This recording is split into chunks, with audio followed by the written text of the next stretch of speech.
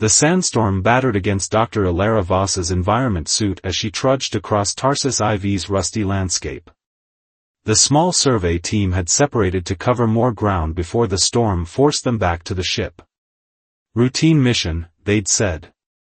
Quick surface samples, they'd promised. Nothing on this barren world warranted extended study. Yet something caught Ilara's eye, a glint of unnatural light reflecting off the rock face ahead.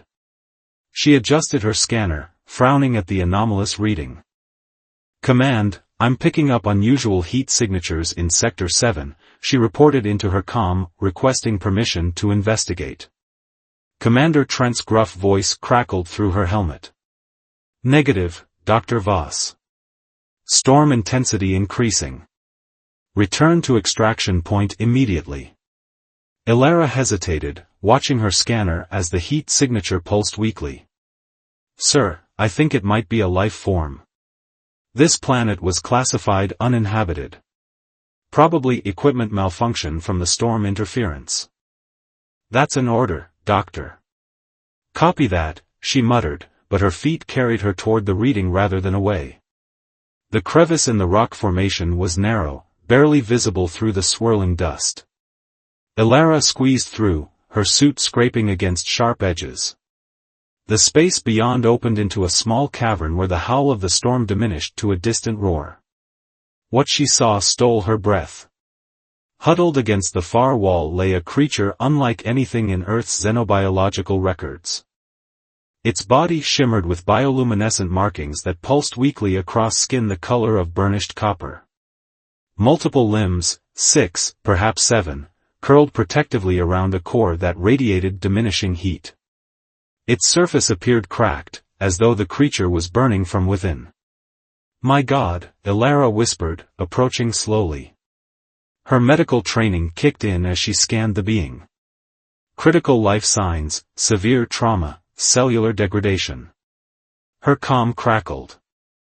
"Voss, what's your position?" "Extraction in 5 minutes. Commander," she responded, kneeling beside the alien. "I've found a sentient being. Badly injured. Requesting emergency medical evacuation." A long pause followed. "Repeat that, Doctor."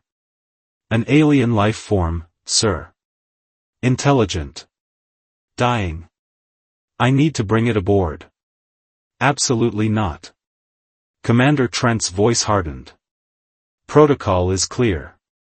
No unidentified biological entities permitted on vessel. Document and leave it." Ilara watched as the creature's eyes, all 4 of them, flickered open, revealing irises that swirled like galaxies. One limb reached toward her, trembling. "Sir, with all due respect, I took an oath to preserve life." "That oath applies to human life, Doctor. We don't know what that thing is or what diseases it carries. Leave it." "That's an order." The creature made a sound, a harmonious vibration that resonated through Ilara's suit. Its markings flared briefly brighter before dimming again. "It's dying, sir." "Then let it die." Extraction team departing in 4 minutes. Ilara silenced her comm, mind racing through options. The alien's condition was deteriorating rapidly. Leaving meant certain death. Taking it meant violating direct orders, risking her career, possibly endangering the crew. The creature's limb touched her suit, leaving a faint luminescent trace. Through her glove, Ilara felt an overwhelming sense of fear, pain, and desperate hope. "I won't let you burn," she whispered, decision made. Carefully, she unfastened her emergency thermal blanket, wrapping it around the alien. The being weighed surprisingly little as she lifted it into her arms. Its temperature was dangerously high, but dropping rapidly. Ilara activated her comm again. Returning to extraction point, she reported, already calculating how to smuggle the creature aboard. ETA 3 minutes. As she navigated back through the storm, the alien nestled against her, its lights pulsing in synchronized rhythm with her heartbeat. Some lines weren't meant to be crossed, but some principles couldn't be compromised. They said let it burn. But she couldn't watch it die. The extraction shuttle's interior blazed with artificial light as Alara hunched over her medical kit, eyes darting nervously toward the door. She'd managed to smuggle the alien aboard by concealing it within her equipment case, a feat that required both quick thinking and the alien's surprising ability to compress its form. 2 minutes to docking, announced the pilot's voice over the intercom. Beside her, Navigator Pax frowned. You're jumpier than usual, Doc. Storm got you rattled? Just tired, Alara replied, avoiding eye contact. The alien's temperature had stabilized somewhat, but its luminescent markings pulsed erratically within the case, thankfully inaudible to anyone but her. The creature had somehow established a tenuous psychic link, sending waves of pain and gratitude that resonated in her mind.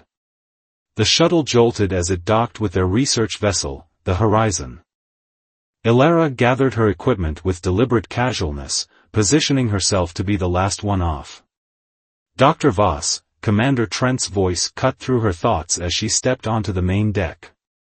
His tall frame blocked her path, eyes narrowed with suspicion. Direct to decontamination, then my office. I want a full report on your unauthorized detour.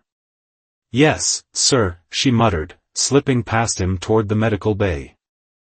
Once alone, Alara sealed the doors and disabled the security feed, a violation that would cost her license if discovered. She opened the equipment case, revealing the alien whose copper skin had dulled to a concerning ash gray. Let's get you stabilized, she whispered, lifting the being onto an examination table. Its 4 eyes tracked her movements weakly. The med scanner hummed, struggling to interpret the alien's biology. Cellular structure unlike anything on record, Alara murmured, administering a universal anti-inflammatory solution. You're burning up from the inside out. The alien's limb touched her arm, sending a ripple of images through her mind, a burning world, ships with predatory shapes, screaming beings similar to itself, genocide. You're a refugee, Alara realized. Someone's hunting your kind. The med bay door hissed open. Alara whirled around, heart hammering, to find Security Chief Marcus Braxton filling the doorway, his hand already moving to his sidearm. Step away from that thing, Doctor, he ordered, voice deadly calm. Marcus, please. It needs medical attention. What it needs isn't my concern. He drew his weapon. You violated direct orders, compromised ship security, and disabled surveillance.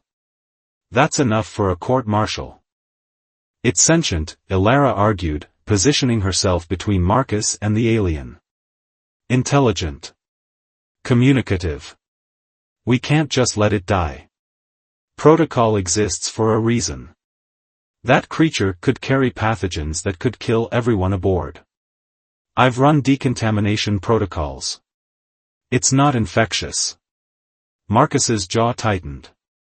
Commander Trent wants it spaced immediately. No. The word burst from Alara with unexpected force. I won't allow it. This isn't your call, Doctor. The alien behind her stirred, its markings pulsing urgently. A wave of fear, not for itself, but for Alara, washed through her mind. If we do this, we're no better than the ones who drove it from its home, Alara said quietly. I took an oath to preserve life. All life. Marcus wavered, his weapon lowering slightly. You have 1 hour to prove it's not a threat. Then I report to command. After he left, Alara sagged against the table, adrenaline draining. The alien's limb curled around her wrist, gentle despite its alien anatomy.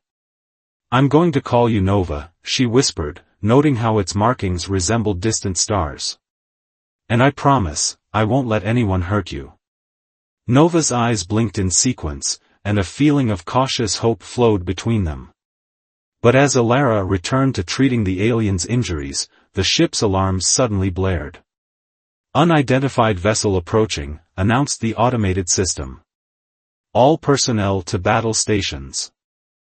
Alara's blood went cold. Somehow, she knew exactly who had found them. "They're hailing us," Communications Officer Imani Okafor reported as Alara slipped onto the bridge, her medical coat concealing the tremor in her hands. Unknown language pattern. Translators struggling. Commander Trent stood rigid before the main display, where a ship of unfamiliar design hovered against the starfield. Its hull bore scorch marks and weaponry unlike any human vessel. "Where's Chief Braxton?" Trent demanded, noticing Alara. Still conducting his security sweep, she replied, hoping the half-truth wouldn't show on her face. In reality, Marcus was guarding Nova, torn between duty and the empathy that had unexpectedly surfaced. The alien vessel transmitted again. This time, fragmented phrases emerged: return, belongs, consequence. Alara's heart raced. They were hunting Nova. "Sir," she said carefully, "I believe they're searching for something." Trent's eyes narrowed. "Something, or someone? Like the alien you disobeyed orders to bring aboard?" The bridge fell silent as all eyes turned to Alara. "Yes," she admitted. "Nova, the being I rescued, is a refugee. Those ships are hunting its kind." "Nova?" Engineer Kwan snorted. "You named it?" Alara corrected. "Nova is female, and she's sentient. She's been communicating with me telepathically." Trent's face darkened. "You've allowed an unknown entity access to your mind? Have you lost all sense of security protocol?" "Commander," Imani interrupted, "they're scanning us. Deep penetration scans." "Shields up," Trent ordered. "Prepare for emergency jump." The scanner panel flashed red. "Jump drive inoperable," Kwan reported, fingers flying over the controls. "They've locked some kind of dampening field on us." Alara's comm unit vibrated. Marcus's voice came through, pitched low, "The alien, Nova, is reacting to their presence. Says they're harvesters. They want her kind for their regenerative properties." Understanding dawned on Alara. Nova's cellular structure, the internal burning, her people evolved to withstand extreme conditions through constant cellular regeneration. "They're hunting them to extinction," she whispered. "Harvesting their regenerative abilities." "We have no dog in this fight, Doctor," Trent replied coldly. "I'm not risking this crew for one alien." The ship shuddered as a tractor beam locked on. "Bring the alien to the airlock," Trent commanded. "We'll return it and be on our way." "No," Alara stood firmly. "That's sentencing her to torture and death." "That's an order, Doctor." The deck plating beneath them vibrated as the alien ship pulled them closer. Warning lights flashed across the command console. "They're attempting to breach our hull," Kwan reported. Alara's comm buzzed again. Marcus's voice was urgent. "Nova says she can help. Says she needs to get to the engine room. Decision time." Alara met Trent's gaze. "Commander, Nova may be our only chance. Let her try." To everyone's surprise, Engineer Kwan spoke up. "Sir, our options are limited. What's the harm in letting the alien try?" After a tense moment, Trent nodded curtly. "Bring it to engineering. But if this goes sideways, it's on your head, Doctor." Minutes later, Nova stood in the engine room, her copper skin now glowing with renewed intensity. Her limbs extended toward the ship's power core, markings pulsating in complex patterns. Through their link, Alara felt Nova's determination, and fear. Whatever she planned would cost her greatly. "She's going to temporarily fuse with our systems," Alara translated. "She can disrupt their dampening field." "This better work," Trent muttered. Nova's body began to dissolve partially, luminescent energy flowing into the ship's circuits. The lights flickered, and suddenly the jump drive indicators flashed green. "It's working," Kwan exclaimed. "Jump capability restored." As Nova's essence rejoined her body, she collapsed, her markings dimming dangerously. "Coordinates set," Imani called out. "Ready to jump on your mark." Trent hesitated, watching as Alara rushed to Nova's side. Something shifted in his expression, perhaps the first glimmer of recognition that this alien was indeed a person worth saving. "Jump," he ordered. The stars streaked as the horizon escaped, but Alara knew their reprieve would be temporary. The harvesters wouldn't give up so easily. "They're still following us," Imani reported grimly, 3 jumps and 18 hours later.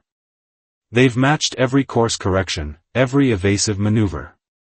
The Horizon's crew gathered in the conference room, exhaustion evident on their faces. In the center of the table, a holographic display showed their pursuer maintaining a steady distance, just outside weapons range. "How?" Trent demanded.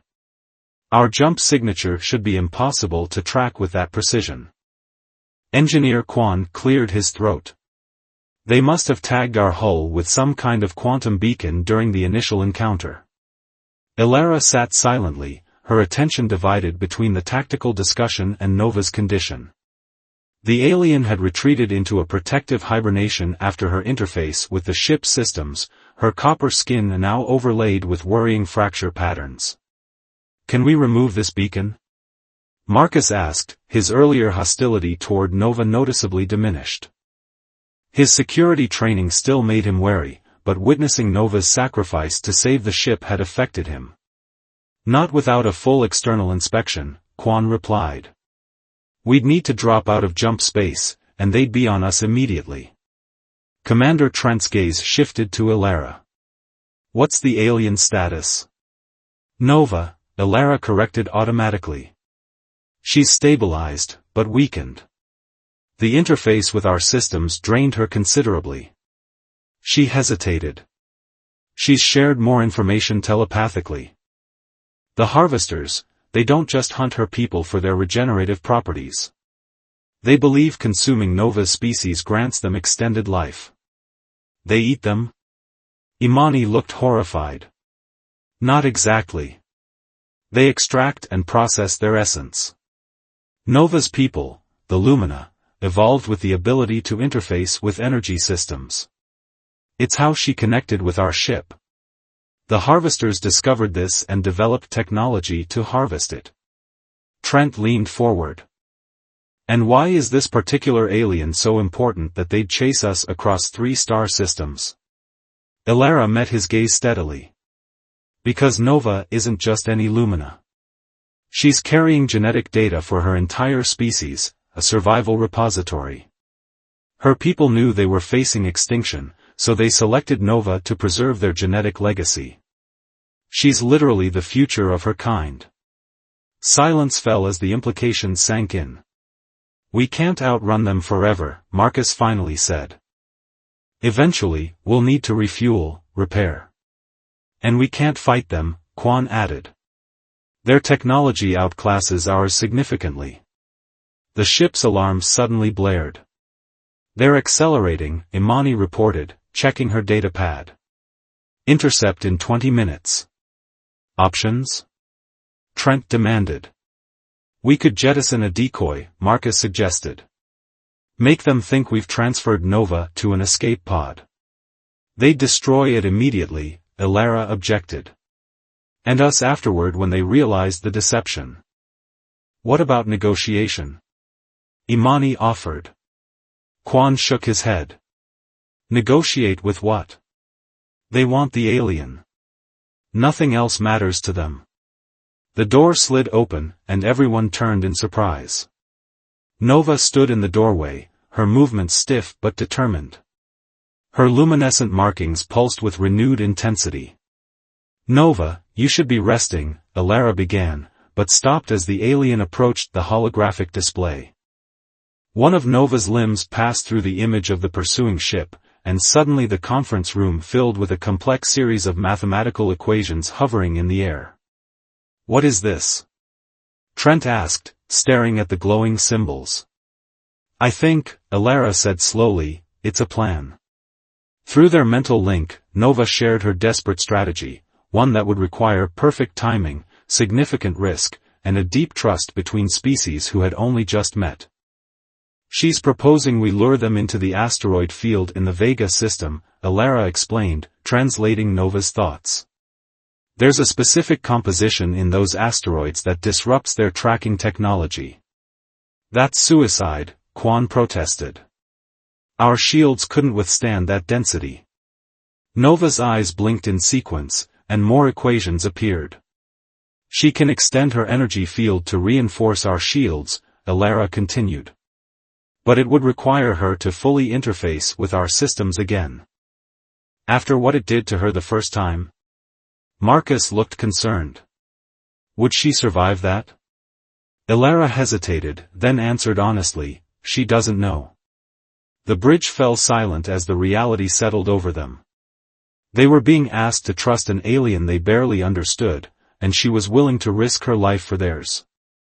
Commander Trent studied Nova for a long moment. "Set course for the Vega system," he finally ordered. "All hands, prepare for emergency maneuvers." As the crew dispersed, Alara stayed behind with Nova, their minds connecting. "There has to be another way," Alara pleaded.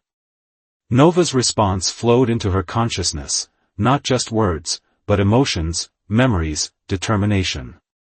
The future of a species weighed against the lives of individuals. Hard choices made necessary by desperate times. The horizon accelerated toward what might be their salvation or destruction, as the hunters closed in behind them. The horizon shuddered violently as it entered the Vega asteroid field, massive space rocks tumbling chaotically around them. On the bridge view screen, the pursuing harvester vessel maintained its relentless chase, firing intermittent energy pulses that dissipated harmlessly against Nova's enhanced shields. "Density increasing," Quan reported from the engineering station, his voice tight with tension. "Shields at 130%, but the strain on Nova is severe." In the center of the bridge, Nova hovered in suspended animation, her copper body now almost transparent as her essence flowed through the ship's systems. Tendrils of luminescent energy extended from her form to every console, pulsing with her consciousness. Alara monitored Nova's life signs on a modified medical scanner, her heart sinking at the readings. "She can't maintain this much longer," she warned. "Her cellular integrity is breaking down." "We need 2 more minutes to reach the null zone," Imani called out, fingers flying over the navigation controls. Commander Trent gripped his chair as another asteroid glanced off their reinforced shields. "Can she hold that long?" Through her psychic link with Nova, Alara felt the alien's determination warring with her fading strength. "She'll try," Alara answered, her voice breaking slightly. The ship's tactical alert suddenly blared. "They're launching boarding pods." Marcus shouted from security. 3 of them, converging on our lower hull." Trent's face hardened. "Security teams to intercept points. Authorized for lethal force." As Marcus coordinated the defense, Alara felt a surge of panic from Nova. Images flooded her mind, the harvester's capabilities, their ruthless efficiency, their specialized weapons designed to capture Lumina. "The security teams won't stand a chance," Alara realized aloud. "The harvesters have fought Nova's kind before. They know exactly how to neutralize resistance." Nova's body pulsed with sudden intensity, and Alara gasped as a new plan unfolded in her mind. "Commander," she called urgently. "Nova has another option. She can redirect her energy to create a quantum resonance pulse." "In English, Doctor," Trent demanded. "She can create a localized energy wave that will temporarily disable the harvester's technology." "But..." Alara hesitated, the full implications hitting her. "But it would require her to release her physical form entirely." Understanding dawned on Trent's face. "She'd die?" "Not exactly," Alara struggled to translate the alien concepts. "She'd exist as pure energy. Without a physical anchor, she'd eventually dissipate, but her consciousness would remain intact long enough to unleash the pulse." The ship rocked as the first boarding pod attached to their hull, metal screeching against metal. "Hull breach in Section 4. Quan shouted. Trent looked from the tactical display to Nova's shimmering form, then to Alara. "It's her decision." Alara reached out, touching one of Nova's tendrils. Their minds merged more completely than ever before, and Alara felt the full weight of Nova's existence, the last hope of her people, centuries of knowledge, the burden of carrying an entire species' future. "There's something she didn't tell us," Alara whispered, tears forming in her eyes. "The genetic repository she carries, it can be transferred." "To what?" Imani asked. "To whom?" Alara corrected. "To me." Before anyone could protest, Nova's form began to dissolve, her essence flowing directly into Alara's body. Pain unlike anything Alara had ever experienced coursed through her as alien DNA merged with human cells, rewriting her on a fundamental level. Throughout the ship, the lights flickered and dimmed. On the view screens, the advancing harvesters suddenly stumbled, their technology failing as Nova's quantum pulse expanded outward. "Null zone reached," Imani reported, voice awed. "The harvester ship is losing power. They're veering off." As the immediate threat receded, all eyes turned to Alara. Her skin now bore faint traces of luminescence, copper-hued patterns just visible beneath the surface. "Alara?" Marcus approached cautiously. "Are you?" "I'm still me," she assured him, her voice subtly harmonized with an otherworldly timbre. "But Nova is with me too. Her knowledge, her people's legacy, safe." Commander Trent studied her with new eyes. "What happens now?" Alara looked down at her hands, where delicate patterns of light traced her veins. "Now we find a sanctuary. A place where I can use Nova's genetic repository to restore her species." She smiled sadly. "She chose me because humans and Lumina share compatible genetic foundations. With time and the right conditions, her people can live again. You understand what this means for your career? Your life?" Trent asked quietly. "I do." Alara gazed out at the asteroid field that had granted them sanctuary. Sometimes the right path isn't the easiest one. As the horizon navigated away from danger, Alara felt Nova's consciousness settling within her, not as an invader, but as a partner. Together they carried the future of a species thought lost, and the promise of a new understanding between worlds. "They said let her burn," Alara murmured, echoing her first decision on that stormy planet's surface. "But I couldn't watch her die. And now, neither of us has to." The ship accelerated toward distant stars, bearing with it the embers of a civilization waiting to be rekindled, through compassion, sacrifice, and the unexpected bond between two beings from worlds apart.